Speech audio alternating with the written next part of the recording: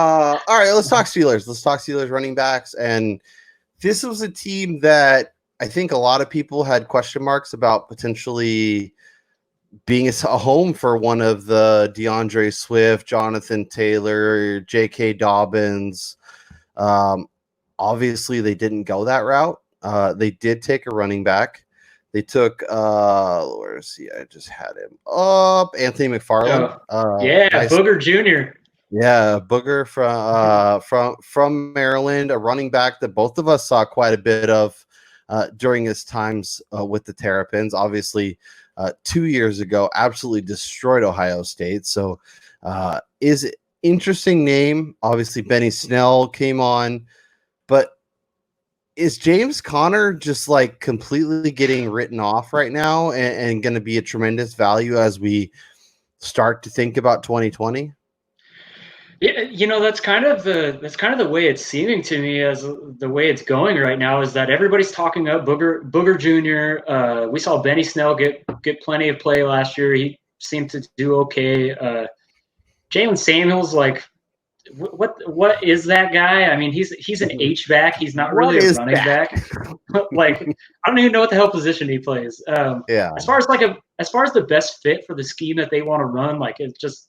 I think Connor's still a 3-down guy for Pittsburgh as long as he's fully healthy, which we haven't seen him do. But if Big Ben's back, they're going to want that guy that's the best pass blocker that fits that little delay running scheme with Roethlisberger out of the shotgun, and I think that's Connor. And I think he's going to be a tremendous value come draft time because people are going to write him off. Yeah, he had 215 carries 2 years ago in 13 games, 973 yards, 12 touchdowns. I think in general with the Steelers, it's really hard to kind of take anything that happened last year and kind of use it as a jumping off point. If you're going to say, Juju's not going to be very good because of last year, like you can't compare having a usable quarterback to having Rudolph and Duck Hodges and the train wreck that they had at the position.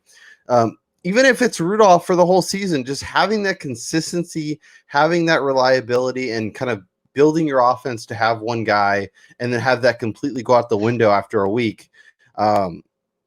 It's a lot on all of the teams. So it will be interesting. I think like right now, I think Big Ben, I'm trying to pencil him in as the starter. And if he comes back, I expect a big season out of him. Like right now I have him projected for 4,500 yards and 30 touchdowns, which feels really good. But yeah, I mean, so Benny, I think Benny's like, and I've read some stuff that like McFarland's supposed to take over on some of the first and second down work. Benny Snell, obviously I think he'll get touches, but I think this is a situation where, Mike Tomlin uses one running back. He doesn't use 10 different guys. And once again, I think last year was anomaly. This year is, back to normal. And I think if James Conner can handle it, 200 touches is coming his way. Oh yeah, no, I think that's pretty much almost a guarantee. If Roethlisberger's healthy and Connor is healthy, I think we see the Steelers play that a style that more resembles what they did in 2018, and we see them get back into the playoff hunt again. Because I mean, last year they saw, as you mentioned, Rudolph and Duck Hodges at quarterback, and they were still towards the end of the season still vying for a playoff spot. So this team is good. They just need the players in the right spots to be able to lead them. And Roethlisberger and Connor are their best two at the positions. Yeah, and I'm really curious to see who steps up. Obviously we're talking draft winners and losers, but in terms of Steelers, like I want to see who steps up opposite Juju. Is it Deontay Johnson?